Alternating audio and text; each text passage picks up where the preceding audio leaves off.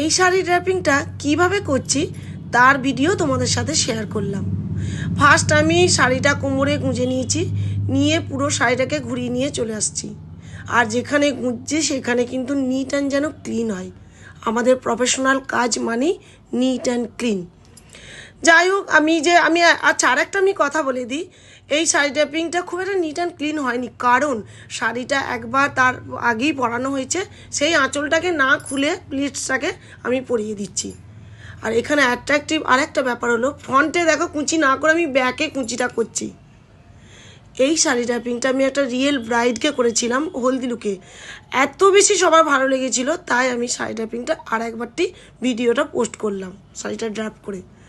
তারপর প্লিজটা একদম neat and clean করতে হবে। আমি আবারও বলছি, আমার খুব একটা নিট অ্যান্ড ক্লিন হয়নি, কারণটা আগেই বলেছি।